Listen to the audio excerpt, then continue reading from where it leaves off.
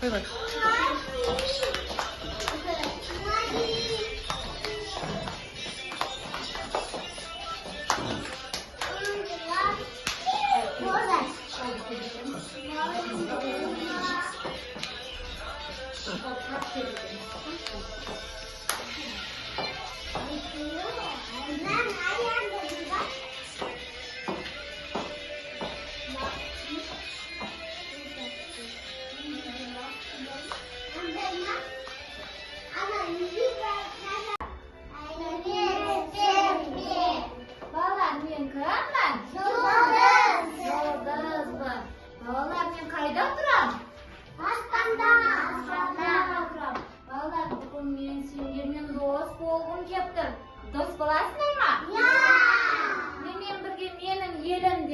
Менің ғарышыма, менің планетама барасыңдар ма саяхатқа?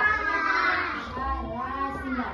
Ал ендеше балалар, бүгінгі бізде тақырыбымыз қатысым саласына біз тілдер дамытуда Ғ әрпіне келдік, балалар, Ғ әрпіне.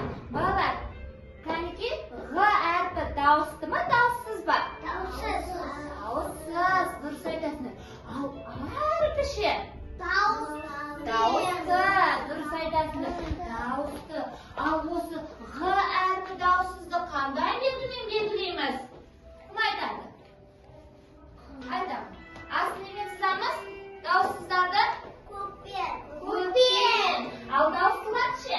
Қызылмен. Жарайсыздар. Ендеше сендерге кәнекей тіл дамытуда мен сендерге тапсырма беремін. Әрпі қандай белгімен белгіленеді? Нұргелді шыға ғой. Ғ әрпін аламыз. Ғ әрпі қайны? Тауып берші. Иә, көрсет апайларға. Ал қарап.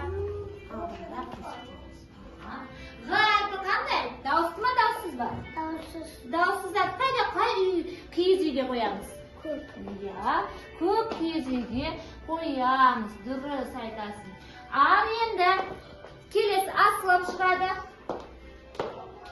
Асылып. Асылып шығады. Бізде қай әріп белгіленіп тұр? Дауыссыз. Дауысты ма, дауыссыз ба? Дауыссыз. Дауысты. Дауысты ғой, дауысты. Дауыстыны қандай неге белгілейміз? Ұяшыққа саламыз киіз үйге? Қызыл. Қызыл ұяшыққа салады екенбіз. Дұрыс. Дұрыс. Кәнекей өзің жабыстырасың? Мен ғарышқа боламын. Көктем су саламын.